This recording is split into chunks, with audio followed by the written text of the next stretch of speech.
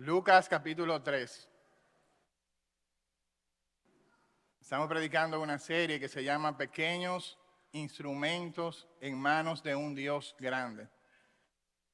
Lucas capítulo 3, versículo 1. En el año 15 del imperio de Tiberio César, siendo gobernador de Judea Poncio Pilato y Herodes tetrarca de Galilea y su hermano Felipe tetrarca de Iturea y de la provincia de Traconite, y Lisanias tetrarca de Abilinia, y siendo sumo sacerdote Anás y Caifás, vino palabra de Dios a Juan, hijo de Zacarías, en el desierto. Y fue por toda la región continua al Jordán, predicando el bautismo del arrepentimiento para perdón de pecados. Como está escrito en el libro de las palabras del profeta Isaías, que dice: voz del que clama en el desierto, preparad el camino del Señor, enderezad sus sendas. Todo valle se rellenará y se bajará todo monte y collado. Los caminos torcidos serán enderezados y los caminos ásperos allanados, y verá toda carne la salvación de Dios. Y decía a las multitudes que salían para ser bautizadas por él: oh generación de víboras, ¿quién os enseñó a huir de la ira venidera? Haced pues frutos dignos de arrepentimiento, y no comencéis a decir dentro de vosotros mismos: tenemos a Abraham por padre, porque os digo que Dios puede levantar hijos a Abraham aún de estas piedras. Y ya también el hacha está puesta a la raíz de los árboles. Por tanto, todo árbol que no da buen fruto se corta y se echa en el fuego. Y la gente se preguntaba diciendo: entonces, ¿qué haremos? Respondiendo les dijo: el que tiene 2 túnicas, dé al que no tiene, y el que tiene que comer, haga lo mismo. Vinieron también unos publicanos para ser bautizados y le dijeron: maestro, ¿qué haremos? Él les dijo: no exijáis más de lo que os está ordenado. También le preguntaron unos soldados diciendo: ¿y nosotros qué haremos? Y les dijo: no hagáis extorsión a nadie, ni calumniéis, y contentaos con vuestro salario. Como el pueblo estaba en expectativa, preguntándose todos en sus corazones si acaso Juan sería el Cristo, respondió Juan diciendo a todos: yo a la verdad os bautizo en agua, pero viene uno más poderoso que yo, de quien yo no soy digno de desatar la correa de su calzado. Él os bautizará en Espíritu Santo y fuego. Su aventador está en su mano y limpiará su era y recogerá el trigo en su granero y quemará la paja en el fuego que nunca se apagará. Con estas y otras muchas exhortaciones anunciaba las buenas nuevas al pueblo. Entonces Herodes el tetrarca, siendo reprendido por Juan a causa de Herodías, mujer de Felipe su hermano, y de todas las maldades que Herodes había hecho, sobre todas estas añadió además esta: encerró a Juan en la cárcel. Uno de los hombres más exitosos de todos los tiempos se llama Jeff Bezos. Este hombre nació en Nuevo México en el año 1964. Su madre, una adolescente de tan solo 17 años, su padre lo abandonó cuando era pequeño. Vivió en una granja durante su infancia. En su adolescencia era empleado de un restaurante, de un McDonald's. Y luego, a los 30 años, luego que se graduó de ingeniero en sistemas, decidió emprender su propio negocio y fundar, gracias a los ahorros de su esposa y de unos amigos, una empresa de libros en línea. En esa empresa él aplicó lo que él llama las 10 claves del éxito y lo convirtió en lo que hoy se conoce como Amazon. En el año 2018, este emprendedor tenía una fortuna de 12 cifras. Se utilizó por primera vez en la historia el término que se conoce como un 100,000 millonario.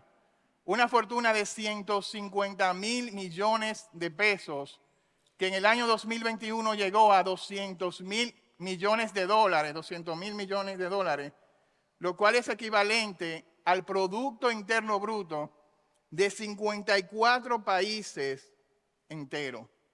Producto Interno Bruto es la suma de todo lo que produce un país, y este hombre tiene una fortuna que equivale a 54 países completos. Para el mundo, esa es una persona sumamente exitosa. De ser un simple niño, de ser un simple empleado, se convirtió en la persona más rica de todo el mundo. Y lo que yo quisiera ver a la luz de este pasaje es que el éxito según el mundo no es éxito según Dios. Y quisiera presentarte una vida que fue exitosa para Dios. Su nombre, Juan el Bautista. Vivió la mayor parte de su vida en un desierto. Mateo nos dice que se alimentaba de langosta, y no piensa en langosta como un pescado, sino saltamontes y miel silvestre. No tenía ropa de marca, sino que vestía de pelo de camello. Su vida no fue larga, murió apenas 30 años de edad. Su ministerio no fue de larga duración, su ministerio duró menos de un año. Fue encarcelado por un año completo. Y como si fuera poco, su cabeza terminó en una bandeja.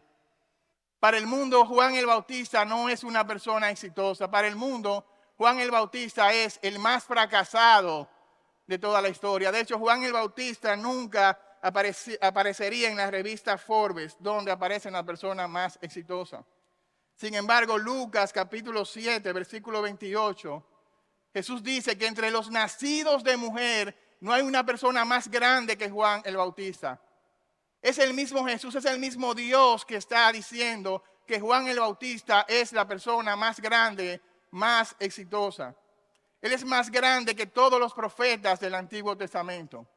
Pareciera que en su modo de vida y en su modo de predicación, Juan resume a todos los profetas del Antiguo Testamento. Es como si él estuviera con un pie en el Antiguo Testamento y con un pie en el Nuevo Testamento. Todos los profetas del Antiguo Testamento indagaron acerca de la persona de Jesús, pero Juan es el profeta que está preparando el camino para la llegada de Jesús. Él tiene el privilegio de bautizar a Jesús mismo.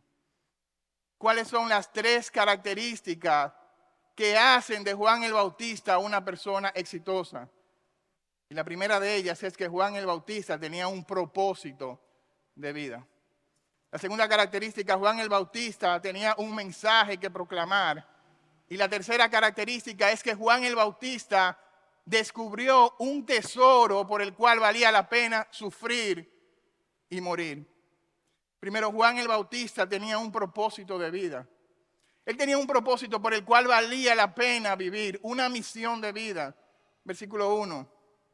En el año 15 del imperio de Tiberio César, siendo gobernador de Judea, Poncio Pilato y Herodes tetrarca de Galilea, y su hermano Felipe, tetrarca de Irunea y de la provincia de Traconite, y Lisania, tetrarca de Abilinia, y siendo sumo sacerdote Anás y Caifás, vino palabra de Dios a Juan, hijo de Zacarías, en el desierto. Lucas es un historiador y él quiere que nosotros entendamos el contexto histórico en el que ocurre el ministerio de Juan el Bautista. El ministerio de Juan el Bautista marca también la llegada del ministerio de Jesús. Lucas quiere que usted pueda entender el contexto histórico, económico, político y religioso de la época.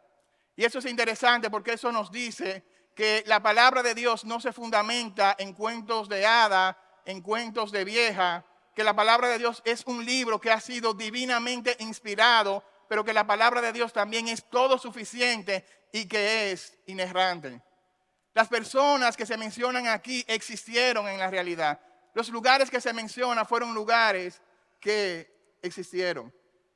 Si pudiésemos resumir el contexto político, el contexto religioso de este tiempo en una frase, sería que era un tiempo de gran oscuridad. Políticamente el pueblo estaba siendo oprimido por el poderoso imperio romano.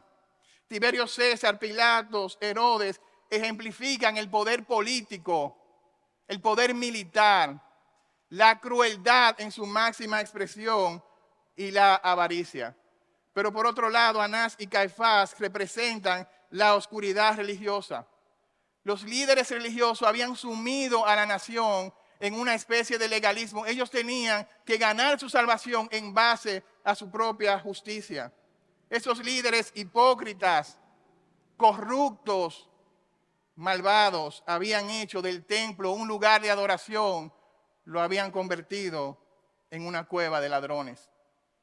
Era un momento de gran oscuridad, pero el pueblo albergaba, tenía una gran esperanza. Malaquías capítulo 4, versículo 2, el último libro del Antiguo Testamento, decía: mas a vosotros los que teméis mi nombre, nacerá el sol de justicia, y en sus alas traerá salvación, y saldréis y saltaréis como becerros en la manada. Ellos tenían la esperanza de que vendría el Mesías, de que vendría un Salvador, y ellos saltarían como corderos en la manada. Ellos tenían la esperanza, Malaquías capítulo 4, versículo 3, de que ese Mesías le libraría de sus enemigos. Hollaréis a los malos, los cuales serán cenizas bajo la planta de vuestros pies, en el día en que yo actúe, dice Jehová de los ejércitos. Pero el mismo profeta Malaquías en el capítulo 3, versículo 1, había profetizado que antes de la llegada del Mesías, Dios enviaría un mensajero, el cual prepararía el camino de este Mesías. Y en Malaquías 4:5 le pone nombre, dice: yo envío al profeta Elías para que venga el día de Jehová grande y temible.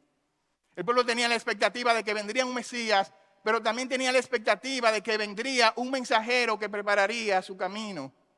De hecho, en cada una de las Pascuas, ellos dejaban un asiento vacío y una copa para cuando ese Mesías, para cuando ese mensajero llegara. Ahora yo le pregunto, ¿quién es digno de ser el mensajero de este Mesías? Quizás un líder político o un líder religioso. Quizás el más digno sea el hombre más poderoso del mundo, Tiberio César, el hombre más rico y poderoso del mundo conocido. Quizás el más rico sea Herodes. Herodes el Grande había muerto en el año 4 a.C. y había dejado todo el territorio en manos de sus 3 hijos, Arquelao, Antipas y Felipe. Arquelao era un rey muy cruel e inepto, por lo cual fue destituido y sus territorios se dieron a gobernadores romanos como Poncio Pilato, quien fue el gobernador de Judea y quien fue también quien entregó a Cristo Jesús. Herodes el tetrarca de Galilea, quien vemos en este pasaje que fue quien mató a Juan el Bautista. Herodes o Felipe, el tetrarca de la región de Idumea y de la provincia de Traconite. Quizás estos líderes políticos sean dignos de ser los que abran el camino para la llegada del Mesías, o quizás Anás y Caifás, los sumos sacerdotes. 2 sumos sacerdotes. Anás, quien era el sumo sacerdote, había sido completamente destituido por Roma y en su lugar se colocó a su yerno Caifás. Pero Anás era el que tenía la mayor influencia, pues la ley establecía que el cargo de sumo sacerdote era hasta la muerte. Así que había un sumo sacerdote que tenía el título de sumo sacerdote y uno que era Anás, que era reconocido por el pueblo como el verdadero sumo sacerdote. Una persona ambiciosa, codiciosa, orgullosa, que se aprovechaba de las ofrendas que traían el templo para él enriquecerse. Todos estos hombres que representan el poder político y económico eran hombres sumamente exitosos en su generación, pero que simbolizan una oscuridad moral y espiritual. Pero gloria a Dios por el versículo 2. Mire lo que dice: siendo sumo sacerdote, Anás y Caifás, vino palabra de Dios a Juan, hijo de Zacarías, en el desierto. En el momento de mayor oscuridad en la historia, vino la palabra de Dios. Y eso estaba profetizado en el libro de Isaías: el pueblo que andaba en tinieblas vio gran luz. Los que moraban en tierra de sombra de muerte, luz resplandeció sobre ellos. La palabra de Dios no vino sobre Tiberio. La palabra de Dios no vino sobre Herodes. La palabra de Dios no vino sobre Pilatos. La palabra de Dios no vino sobre Anás y Caifás, quienes eran los sumos sacerdotes. La palabra de Dios vino sobre un hombre insignificante llamado Juan el Bautista, un pequeño instrumento en manos de un Dios grande. Se esperaba que la palabra de Dios llegara por el templo a través del sumo sacerdote. Pero no vino en el templo, no vino en el palacio, vino al desierto. Y al venir al desierto quiere decir que Dios está rompiendo con este sistema religioso, con este sistema político. Vino palabra de Dios. Por más de 400 años no se había escuchado esa expresión, vino palabra de Dios. Por más de 400 años no se había levantado un profeta. Por más de 400 años Dios guardó silencio hasta que vino palabra de Dios a Juan el Bautista en el desierto. Como leía el hermano, lo insensato de Dios es más sabio que los hombres y lo débil de Dios es más fuerte que los hombres. Dios sigue escogiendo lo necio, lo vil, lo menospreciado, lo que no es para deshacer a lo que es, a fin de que nadie se jacte en su presencia. Él no es la luz. Él simplemente da testimonio de la luz. Él no es el verbo. Él simplemente es una voz en medio de un desierto. Juan, el hijo de Zacarías. Zacarías, un simple sacerdote, un oficio que era común y corriente en este tiempo. Pero yo quiero aclararte algo. La palabra de Dios no vino sobre Juan porque Juan era una persona especial. Lo que hizo a Juan una persona especial fue que la palabra de Dios vino sobre él. Juan no es el más grande de todos los profetas por los dotes que él tiene como profeta. Él es el más grande de los profetas porque él fue escogido por Dios con un propósito por el cual vale la pena vivir. Este propósito había sido profetizado, versículo 4, había sido profetizado por el profeta Isaías. Él ha sido preparado por Dios en medio del desierto durante 30 años de su vida. Él ha sido lleno del Espíritu Santo en el vientre de su madre, Lucas capítulo 1. Él ha sido apartado por Dios de este sistema político y religioso. La vida de Juan contrasta completamente con la vida de los políticos y religiosos de su tiempo. Es una vida que es contra cultura, contra corriente. Porque lo que mueve a Juan no es el poder político de Tiberio. Lo que mueve a Juan no es el tener una reputación delante del pueblo como la quería Pilatos.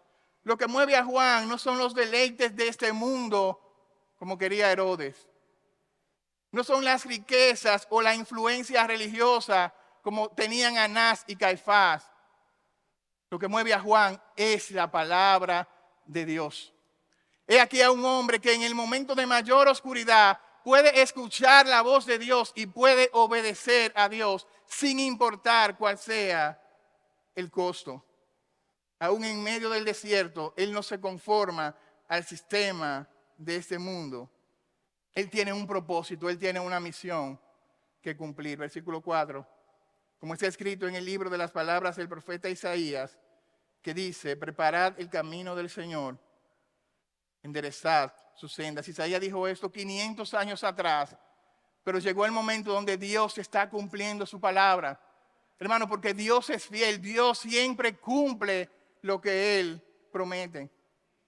Es interesante porque Juan era hijo de Zacarías, era hijo de un profeta. Lo que se mandaba era que el hijo de un sacerdote como Zacarías siguiera siendo sacerdote durante toda su vida. Lo que se mandaba era que si Zacarías estaba sirviendo en el templo, Juan continuara sirviendo en el templo durante toda su vida. Por herencia su llamado era ser sacerdote, pero Dios dijo, no, tú no vas a ser sacerdote, tú vas a ser profeta. Tú no vas a estar en el templo, tú vas a ministrar en el desierto. Tú vas a ser un profeta que vas a preparar el camino para la venida del Rey de Reyes y del Señor de Señores, Jesucristo. Hermano, no es lo que tú quieras ser. No es lo que tus padres digan que tú tienes que ser. No es lo que el mundo diga que tú tienes que ser. Es lo que Dios quiere que tú seas. Es Dios quien da propósito, sentido y dirección a tu propia vida. Una cosa es el sueño que tú tengas, otra cosa es el propósito de Dios. Una cosa es el sueño americano, el sueño europeo. Otra cosa es el propósito de Dios, porque los planes de Dios no son nuestros planes y los caminos de Dios no son nuestros caminos. Lo que quiero decirte es que no importa lo que tú has logrado o no has logrado. No importa el dinero que tú tengas o no tengas. No importa los títulos que tú tengas o que no tienes. No importa si tú tienes ropa de marca o si lo que tú tienes es cuero de camello, pelo de camello como Juan. No importa si cuando tú abres la nevera de tu casa hay caviar o simplemente hay langosta como las que comía Juan. Lo que te hace especial es que Dios te haya escogido desde antes de la fundación del mundo con una misión que cumplir en esta tierra. Lo que te hace especial es que Dios tenga un propósito contigo. Es que Dios mismo sea el propósito de tu vida. Mira lo que dice Romanos capítulo 8, versículo 29. Él te predestinó. Él te escogió. Él te conoció. Él te amó desde antes de la fundación del mundo. Él te justificó y Él te glorificará. Si en este momento tú puedes escuchar la voz de Dios a través de su palabra, tú eres una persona sumamente privilegiada. Eres una persona sumamente exitosa. Porque hay muchas personas en el mundo que no pueden escuchar la palabra de Dios. Hay muchas iglesias que están reunidas, pero no para escuchar la palabra de Dios, para escuchar las herejías de un hombre. Así que no importa si tú estás en un palacio o si estás en un desierto, si tú estás en una iglesia, una catedral de cristal con aire acondicionado, o si tú estás en una iglesia a medio construir, con mucho calor, por cierto, pero si tienes el privilegio de escuchar la santa, bendita, inspirada y gloriosa palabra de Dios en esta hora, tú eres un privilegiado. La palabra de Dios que da vida a los muertos, la palabra de Dios que es luz en la oscuridad, la palabra de Dios que vive y permanece para siempre.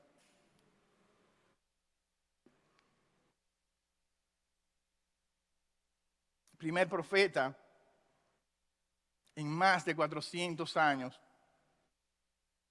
él está introduciendo al personal principal de toda la historia, a la persona más grande que ha pisado esta tierra, nuestro buen Dios y Salvador Jesucristo. Él es una voz que clama en el desierto: preparad el camino del Señor, enderezad sus sendas. Cuando los reyes visitaban un lugar, antes de ellos llegar, ellos mandaban a un heraldo que se hacía acompañar de una comitiva. Y ese heraldo tenía la función de anunciar la venida de este rey, pero ese heraldo tenía que preparar el camino, porque los caminos eran malos, pero por donde iba a pasar ese rey, ese camino tenía que ser allanado, tenía que ser preparado. Lo mismo sucede el día de hoy. Cuando viene un presidente, usted ve que andan asfaltando las calles, pintándolas, poniendo bandera, poniendo todo bonito, porque por ahí va a pasar el presidente de la República. Versículo 5, todo valle se rellenará, se bajará todo monte y collado, y los caminos torcidos serán enderezados, y los caminos ásperos allanados, y verá toda carne la salvación de Dios.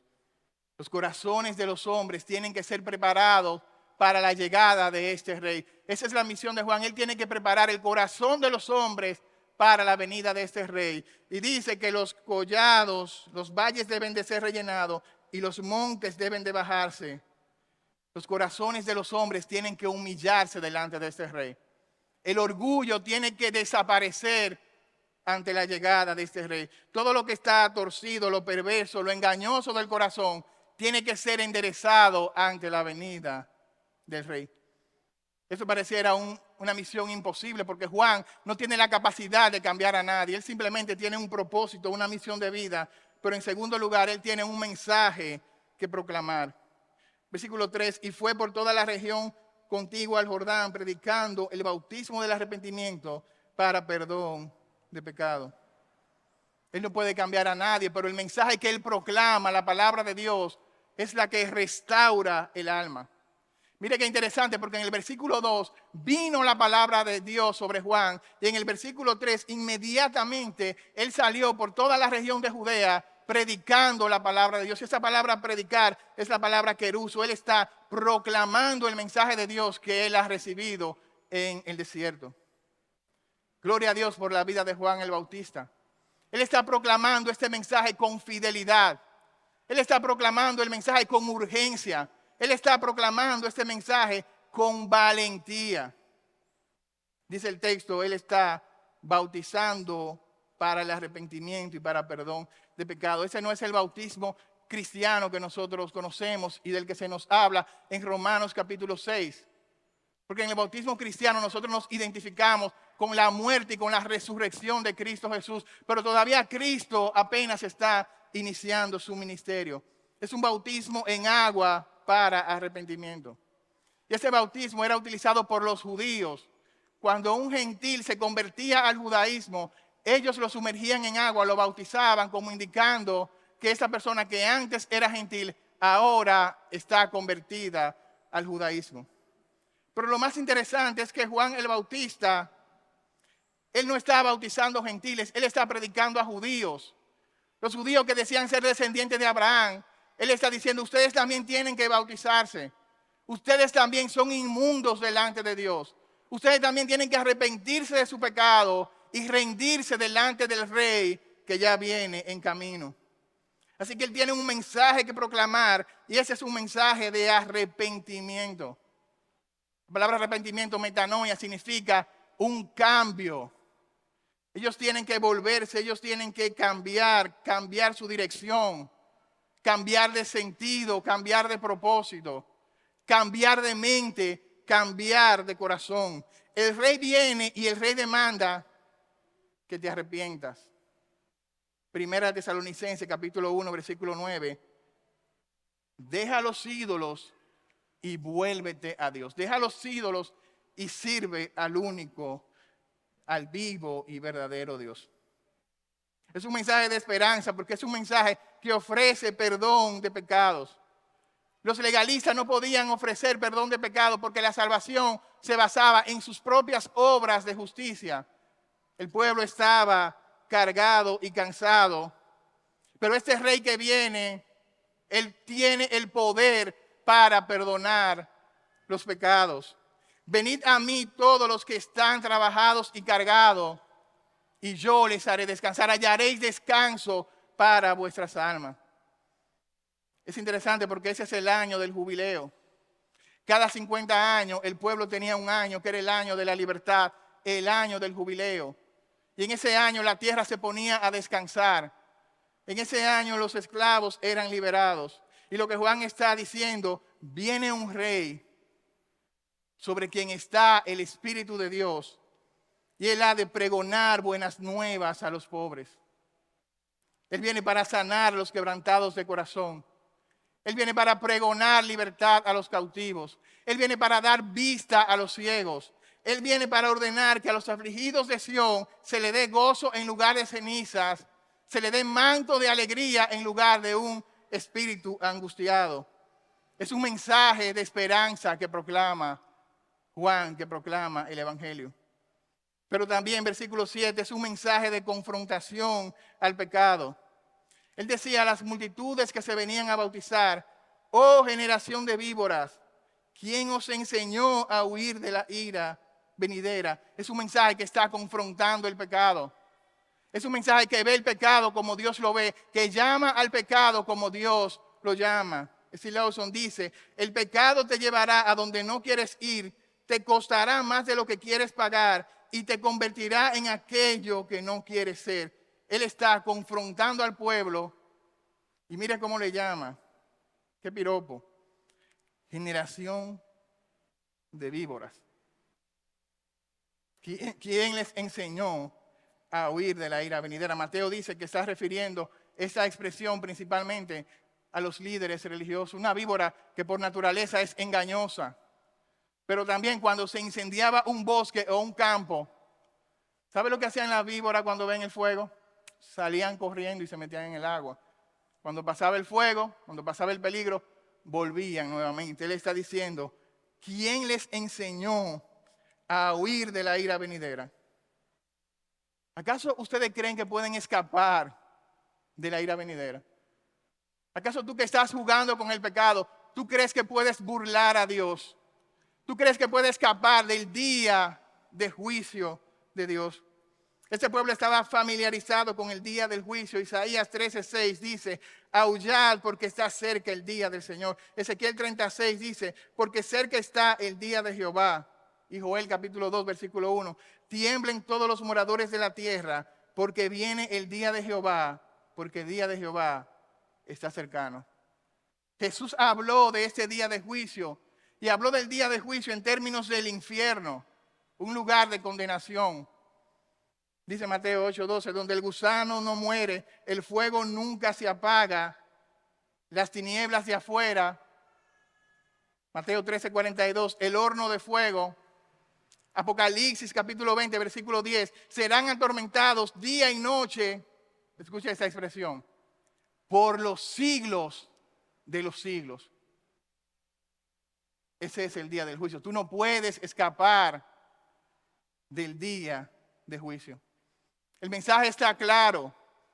Si te arrepientes, el rey te perdona. Si no te arrepientes, la ira de este rey te aplastará por completo. Amigo que estás aquí, que nos visita, tú no vas a poder escapar del día de juicio y del día de la ira de Dios. Una bomba atómica es poca cosa comparada con la ira de un Dios que es santo, santo, santo. No hay forma de escapar. Ellos decían, nosotros somos descendientes de Abraham. Es imposible que Dios mande a un descendiente de Abraham al infierno, a la condenación eterna. Pero eso no se trata de que tú seas descendiente de Abraham, de que tú seas amigo del pastor, de que tú vengas a la iglesia, de que tú estés en un grupo pequeño. Solo hay una forma de escapar del día del juicio. Solo hay un búnker, un refugio que sea lo suficientemente poderoso como para soportar la ira de Dios. Ese refugio es Jesucristo. Y si no conoces a Jesucristo en esa hora, no tienes que esperar que yo termine el mensaje. Arrepiéntete, ríndete delante del Rey. Dile, oh Jesús, ven, perdona mis pecados. Yo me rindo por completo delante de ti. Colosenses capítulo 2, versículo 14 dice que Él anuló el acta de los decretos que había contra nosotros, que nos era contraria, la quitó de en medio y la clavó en la cruz. Eso es uno de los versículos favoritos. Porque cuando una persona era condenada, se entraba en una cárcel y ahí se le ponía un acta en la celda donde decía por qué esa persona había sido condenada. Pero cuando esta persona pagaba su condena e iba a salir libre, también se le colocaba un acta que decía consumado es, completamente pagado. Y lo que Colosenses está diciendo es que el Rey de Reyes que nosotros vimos en Isaías capítulo 6, hace 2 domingos, dejó su trono, dejó su gloria, entró a donde tú estabas en la cárcel, tomó el acta de los decretos que era contraria, fue a la cruz, pagó el acta de los decretos y dijo, consumado es, completamente pagado, completamente perdonado. Hermano, eres un privilegiado si tú has recibido el perdón de Dios. Pero si todavía no eres cristiano, ríndete ante Él y arrepiéntete. Él quiere sanar tu alma. Él quiere perdonar tus pecados. Él quiere enderezar el rumbo de tu vida. Él quiere darle propósito y sentido a tu vida. Él quiere perdonar tus pecados. Salmo 32. Bienaventurado aquel cuya transgresión ha sido perdonado y cubierto su pecado. Bienaventurado el varón a quien Jehová no culpa de iniquidad y en cuyo espíritu no hay engaño. El mensaje de Juan es un mensaje que confronta el pecado.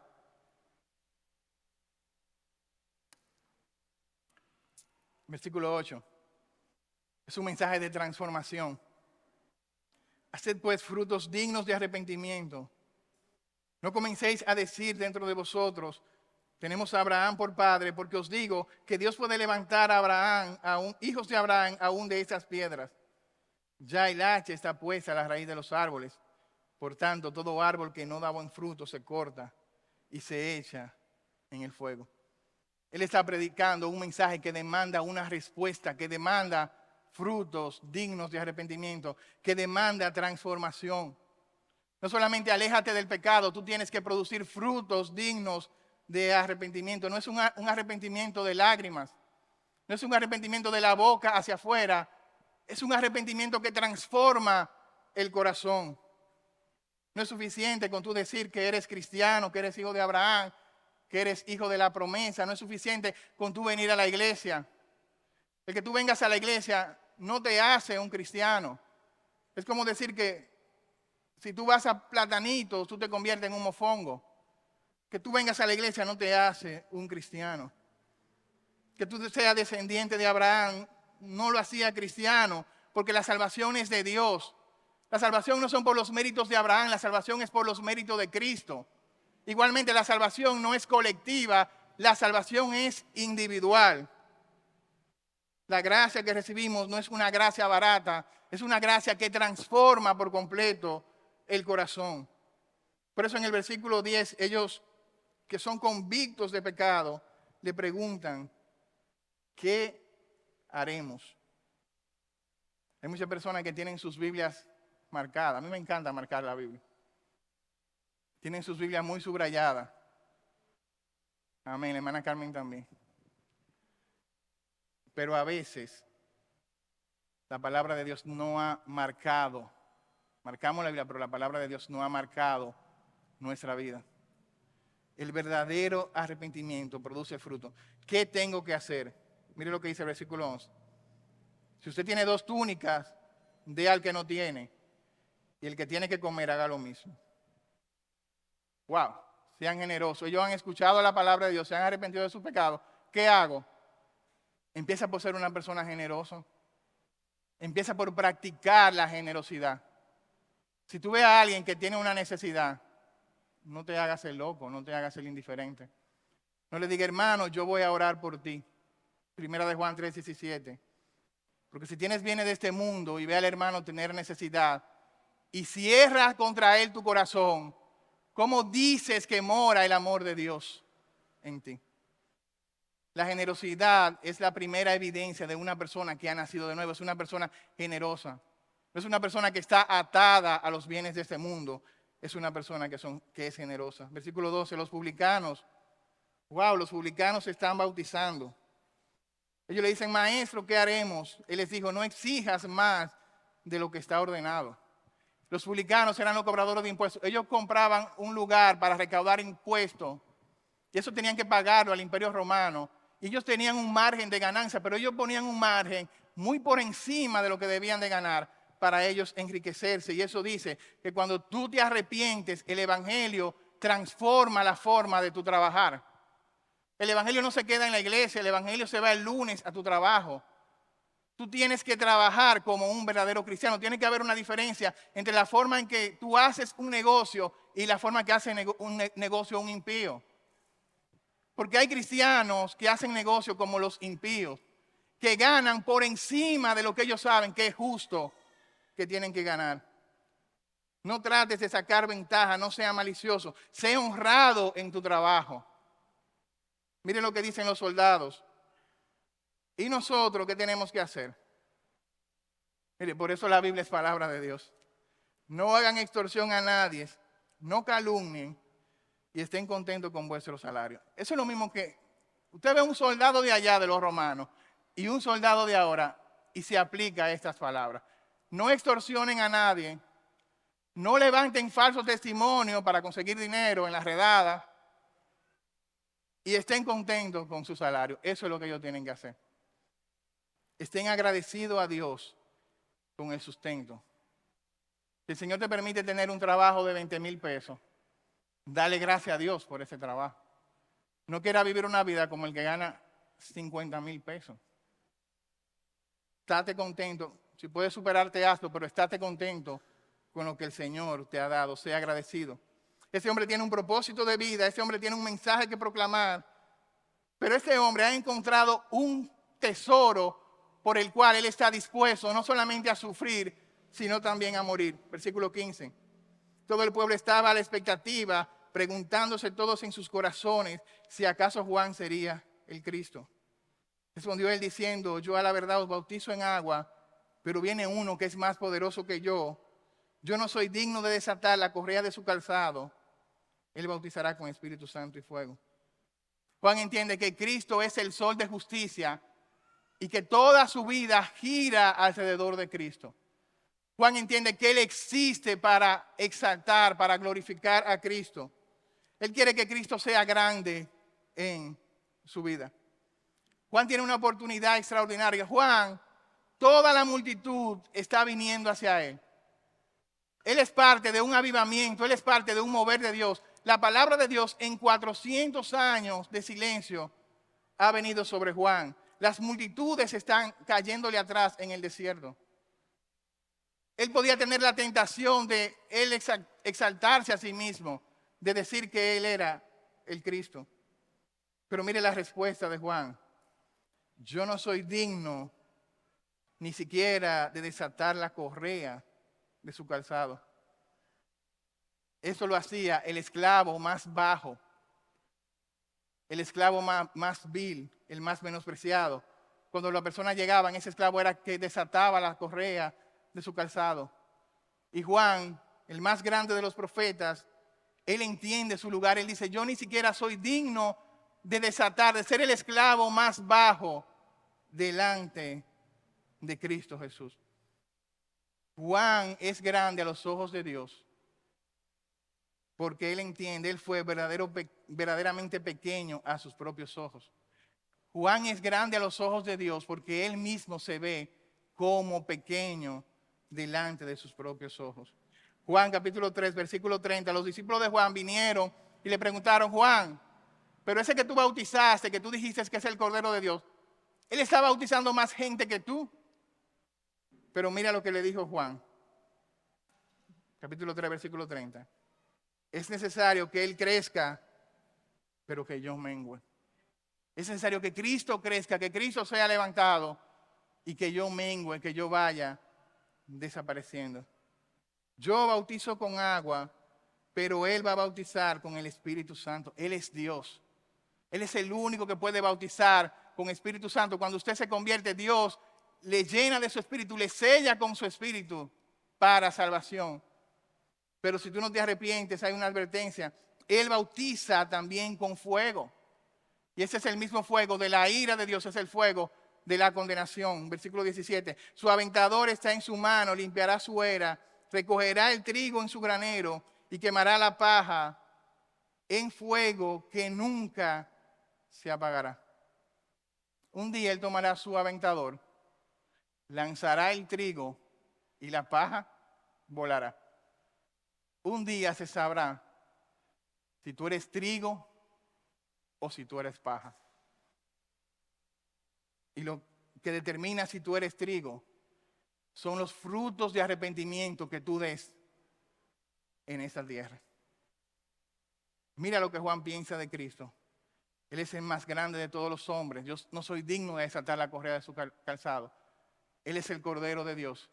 Él fue antes de que yo existiera. Él es Dios. Yo simplemente soy el amigo del novio, pero Él es el esposo, Él es el novio. Él es quien bautiza con Espíritu Santo y fuego. Él ve a Jesús como el más grande de los tesoros, como lo más valioso que Él ha recibido.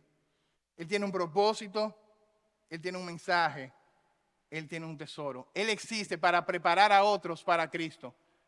Él existe para proclamar a Cristo. Él existe para proyectar a Cristo en su propia vida. Pero hay aquí una oposición al mensaje de Juan, versículo 18. Con estas y otras exhortaciones se anunciaba las buenas nuevas al pueblo.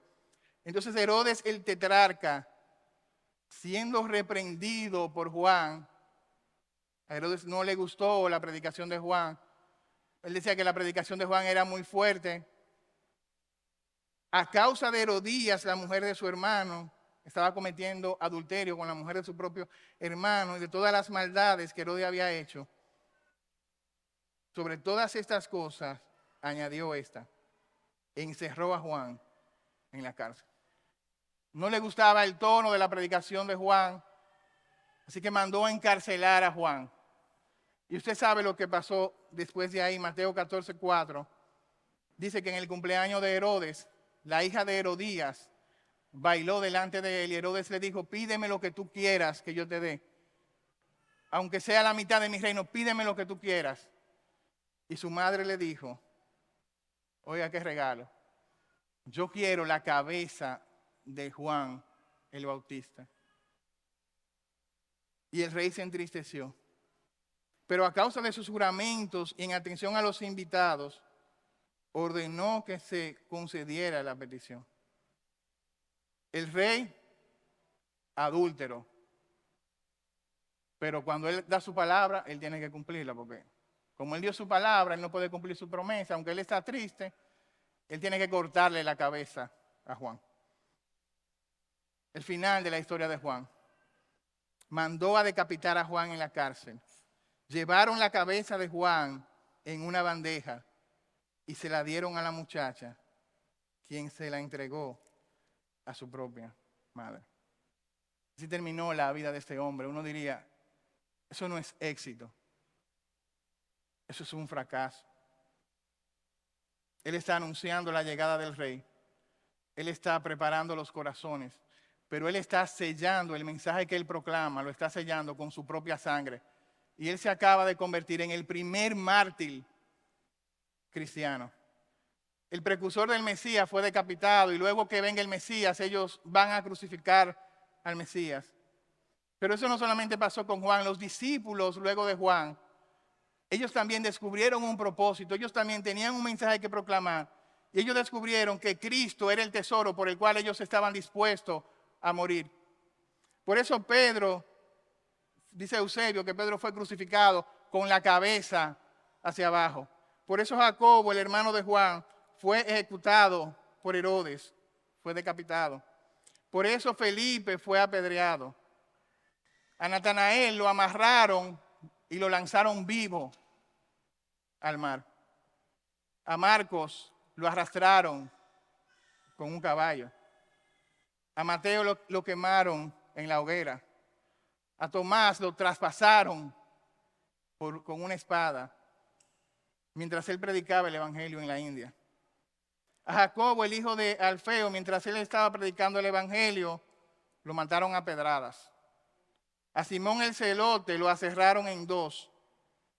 Y Tadeo, mientras predicaba la palabra de Dios en Turquía, fue matado a golpe, fue golpeado hasta la muerte.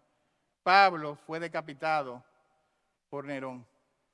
Estas personas descubrieron un propósito, un mensaje, y estuvieron dispuestos a dar su vida por el mensaje que ellos predicaron. ¿Qué implicaciones tiene esto para tu vida? Primero, que al igual que Juan, si tú estás en este lugar, yo creo que Dios tiene un propósito para tu vida. Escucha, Dios tiene un propósito para tu vida, aunque no lo creas, aunque tú no digas amén. Dios te ha dado dones para que tú cumplas ese propósito. Tú tienes una misión en esta tierra y esa misión no es hacerte millonario. Dios tiene un propósito contigo. Hay personas que cuando tenían 15 años, uno le preguntaba, ¿y cuál es el propósito de Dios para tu vida? Ellos decían, yo no sé cuál es.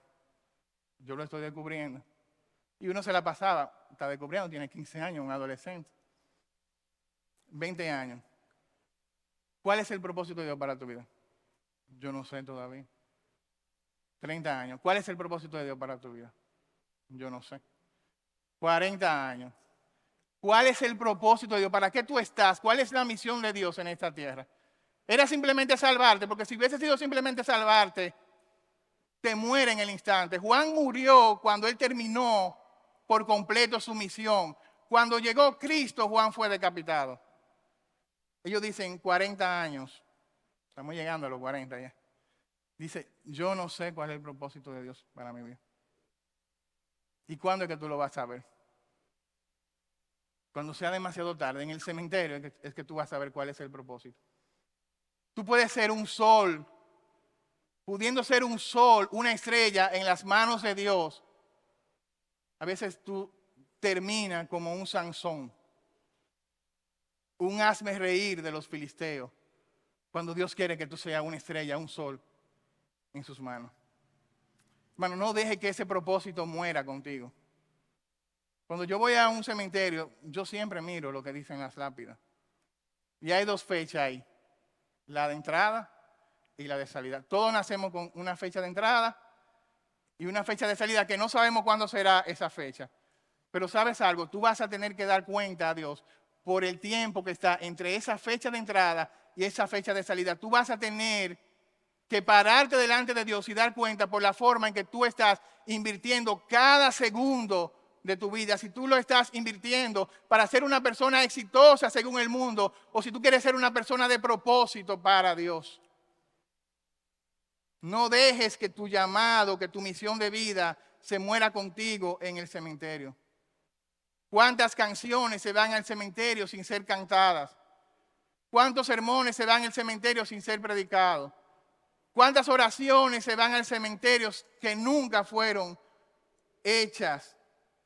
¿Cuántas buenas obras se van al cementerio que nunca fueron realizadas porque estábamos demasiado ocupados, porque estábamos demasiado distraídos, tratando de ser exitosos según el mundo? En lugar de ser un mensajero como Juan el Bautista, queremos ser como Anás. Anás y Caifás querían lo mejor de los 2 mundos. Ellos querían ser líderes religiosos, pero ellos querían también el dinero, la reputación que le ofrecía el mundo.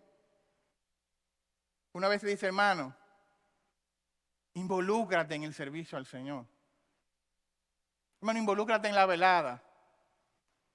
Estamos predicando una serie, pequeños instrumentos en las manos de Dios. Y uno esperaría que en el casting que se convocó para la velada, eso iba a estar lleno de hermanos que están diciendo, yo quiero servir al Señor en la velada. Mentira, yo vine, los mismos de siempre. La mies sigue siendo mucha y los obreros siguen siendo pocos. Hermano, tú puedes orar en el culto de oración. Tú puedes orar un domingo, tú puedes dar los anuncios. Hermano, tú te puedes involucrar en un grupo pequeño. Hermanos, tú puedes venir a la clase 101 para que colabore, para que ayude a sacar la silla, para que no sea el pastor que tenga que sacar la silla, dar la clase, poner el data show y cerrar la iglesia. Hermano, tú puedes venir un domingo en la mañana a ayudar a sacar la silla de la iglesia. Tú te puedes involucrar con tus dones a servir a la iglesia. Hermano, tú puedes ser generoso. Tú puedes invertir en los hermanos que están necesitados en la iglesia, que están pasando necesidad, que necesitan que tú le des una túnica, que necesitan que tú le des de comer. Tú te puedes involucrar en el servicio de esos hermanos. Tú te puedes involucrar en la construcción de la iglesia o simplemente es orar para que Dios mande recursos. O tú puedes involucrarte con tus recursos en la construcción de la iglesia. Tú puedes dar para las misiones. Ahí en la cosa de la ofrenda dice misiones. Tú puedes aportar para que otros hermanos que están haciendo misión en otro país prediquen la palabra de Dios. Tú también lo puedes hacer. El llamado de Dios no es que tú seas el número 1 para con el mundo. Es que Dios sea el número 1 en tu propia vida. No es hacerte grande, no es hacerte el número 1 para el mundo. Es que Dios tiene que ser el primero en tu propia vida. Tú tienes un propósito. Segundo, al igual que Juan, Dios te dio un mensaje que proclamar. Mira lo que dice 1 de Pedro 2:9. Mas vosotros sois linaje escogido, real sacerdocio, nación santa, pueblo adquirido por Dios. ¿Para qué? Para que anunciéis las virtudes de aquel que os llamó de las tinieblas a su luz admirable. El mismo mensaje. Un mensaje de arrepentimiento, un mensaje de esperanza, un mensaje que confronta el pecado y un mensaje que transforma los corazones. No te intimides. No te avergüences del evangelio, porque el evangelio es poder de Dios para salvación. Tienes una misión, tienes un mensaje Estamos viviendo en un tiempo de oscuridad donde se necesita que tú proclames ese mensaje. Pero al igual que Juan, en esta hora, tú tienes que abrazar a Cristo como tu máximo tesoro. El tesoro por el cual vale la pena vivir, el tesoro por el cual vale la pena morir, el tesoro por el cual vale la pena, si el mundo entiende, que tú desperdicies tu vida para el mundo. El que quiera ser mi discípulo, dice Jesús, niéguese a sí mismo, tome su cruz cada día y sígueme. Y el que pone su mano en el arado y mira hacia atrás no es digno de mí. No termines como la historia de la canción de Marcos Vidal. ¿Recuerdan la historia del payaso? Un hombre que era payaso. Dios lo llamó para que fuera payaso. Tenía los dones para ser payaso. Pero él vivía como un infeliz. Porque él lo que quería hacer era un equilibrista. Permíteme leer alguna estrofa de esta canción. Tenía la capacidad de hacer reír a un niño sin parar. Tenía ocurrencias tan geniales, solo él era capaz. La cara pintada de colores y en la mano un violín, que sonaba más o menos, pero hacía reír. Y el caso es que en el fondo era un infeliz. Le parecía ridículo pintarse la nariz. Lucía mucho más un salto mortal y él quería ser equilibrista y oír sobre la pista ovaciones en vez de tanto reír. Nunca supo asumir su posición, sin darse cuenta que hacía feliz a tantos en su papel de Cenicienta. Que si un día faltase en el circo llegaría a su fin, que nunca sería el mismo sin su violín. Pero él seguía empeñado en ser un infeliz. Se veía tan ridículo pintada la nariz. Soñaba todavía con el trapecio, pretendía ser equilibrista y oír sobre la pista ovaciones en vez de tanto reír. Un día se subió al travesaño y al verse en la altura sintió subirle el vértigo hasta la nuez. Así que se cayó. Logró salvar la vida y un mes más tarde le dijeron, todo ha terminado, el circo ha cerrado, porque ya no vienen niños a la función. Hoy vive retirado en un lugar en las afueras, pegado día y noche a su silla de ruedas. Parece que ha terminado aceptando por fin que incluso algunas veces toca el violín. 10 niños le visitan y le hacen feliz. Cuando les ve llegar a los lejos, se pinta la nariz. Y cuando alguien se burla de él con desprecio, él contesta, sería un miserable, sería yo culpable si no cumpliese la misión que recibí. Porque aunque fui un fracaso, soy de profesión payaso, no me juzgues mal, Dios me hizo así. Hermano, que esa sea tu respuesta. ¿Sería yo un miserable? ¿Sería yo un culpable si no cumpliese la misión que recibí? Es mejor tener un pequeño papel en la historia de Dios que ser el protagonista de tu propia historia. Es mejor tener un papel insignificante en la película de Dios que ser el protagonista de tu propia película. Juan, un fracaso para el mundo. Del desierto a la cárcel, de la cárcel a la tumba. Pero su vida fue exitosa porque hizo exactamente lo que Dios quería que él hiciera. Ojalá que tu vida pueda terminar como la de Juan. Entendiendo que tienes un propósito, que tienes un mensaje, que Cristo es el tesoro. Entendiendo que tienes que preparar el camino para que otros vengan a Cristo, que tienes que proclamar a Cristo y que tienes que proyectar a Cristo con tu vida. No importa el costo, porque Cristo lo vale. ¿Quiénes creen que Cristo lo vale? Oremos en esta hora. Señor, te damos gracias una vez más por tu palabra que ha sido predicada. Señor, venimos delante de ti humillados. Señor, nos arrepentimos, nos rendimos delante de ti. Queremos mirarte a ti, quien eres el Rey de Reyes. pero también eres quien perdona nuestras iniquidades, quien perdona nuestros pecados. Ayúdanos, Señor, a proclamar este mensaje que tú nos has dado. Ayúdanos, Señor, a vivir conforme al propósito, conforme a la misión que tú nos has encomendado. Ayúdanos, Señor, a atesorarte a ti, atesorarte como nuestro más grande tesoro, estar dispuesto a vivir para ti, a sufrir por ti y, si es posible, a morir, Señor, por ti. Gracias, Señor, porque en aquel día, al igual que tú lo hiciste con Juan, que reconociste su ministerio en aquel día, podremos escuchar esta voz: buen siervo y fiel.